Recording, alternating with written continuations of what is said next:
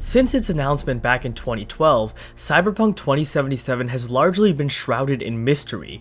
We've all been very eager to learn about the next game from the studio that developed The Witcher 3, but CD Projekt Red has been very quiet about their plans for this game. But despite this, we actually know a fair amount about Cyberpunk 2077 already, as it is based on the existing role-playing game Cyberpunk 2020. The purpose of this video series is to break down all the information we have on the setting for Cyberpunk 2077, a city known as Night City. Today is part 1, in which we set some context for the world of Cyberpunk 2077 and discuss the history of Night City. In the cyberpunk world, the US is a much different place from the world we live in today. Between 1990 and 2020, global warming, droughts, sandstorms, and other ecological disasters took a great toll on the US. As a result, water shortages are now commonplace, pollution is rampant, and plagues have decimated the population. To bail them out, the United States was forced to rely on quite a few megacorporations, ultimately giving the megacorporations full power to act how they will, and it is the megacorporations that rule the world of cyberpunk. The United States itself exists as a nation in name only. The federal government no longer has any real power, and of its 3 branches, only the executive branch remains effective, as it controls the military. A mere 12.6% of the population even bothers to vote anymore, and even then, these votes are largely ignored. The president is instead chosen by corrupt politicians and executives in Washington. The Supreme Court has absolutely no effect on the laws of the US, as instead the states and cities set their own laws. Moreover, the legislative branch barely endures. Most states don't even bother to send representatives to the House, and the Senate still exists but has little power. What the legislative branch can do is set US business and trade law, which is somewhat of a lucrative position as international megacorporations will often trade cash and favors for legal advantages. The federal government also has power over the borders of the US, but aside from this, the real power lies with state and city governments, which are largely corporate controlled. This harkens back to the idea of a corporation-controlled society. Speaking of borders, following the Northern Separation War of 2011 and the subsequent Treaty of 2012, Northern and Southern California have been split into 2 separate states. They, along with Texas, Utah, Alaska, and Nevada, are what are called free states. That is, they set their own laws and are part of the US in name only. Most large cities in the US survived the collapse, but nearly all non-urban areas were eliminated. Following the collapse, there exist 3 distinct types of cities.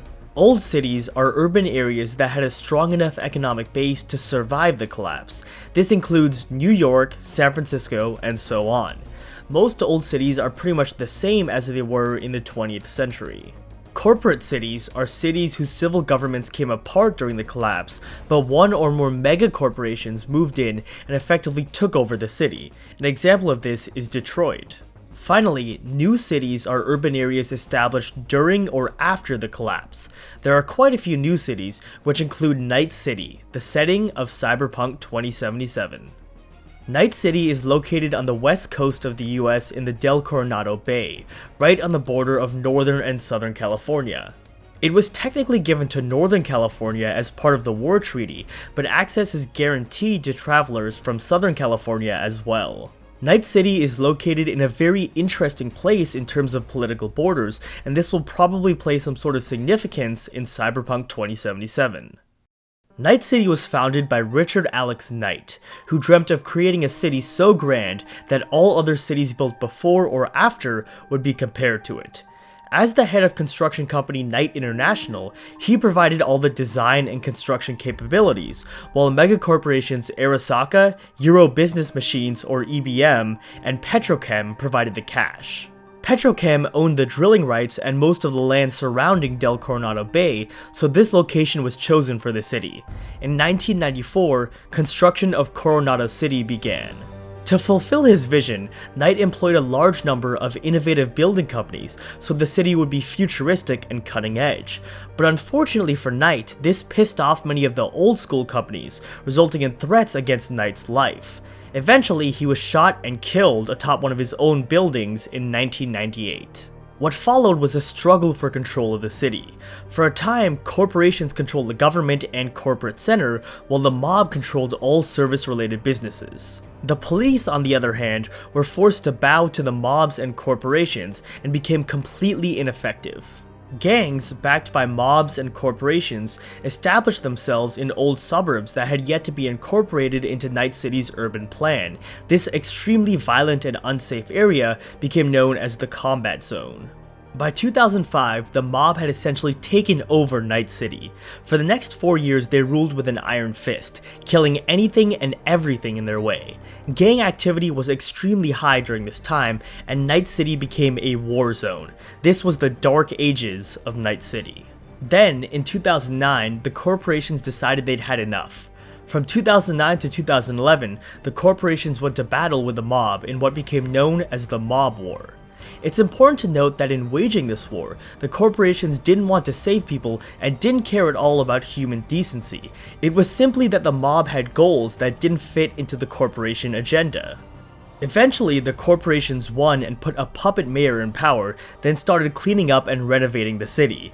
Their efforts resulted in a lot of people becoming homeless, because if you didn't have enough money to pay for the renovated version of your home, you were forcibly kicked out. A large portion of the population remains homeless today, but this aside, Night City has healed from its rocky birth.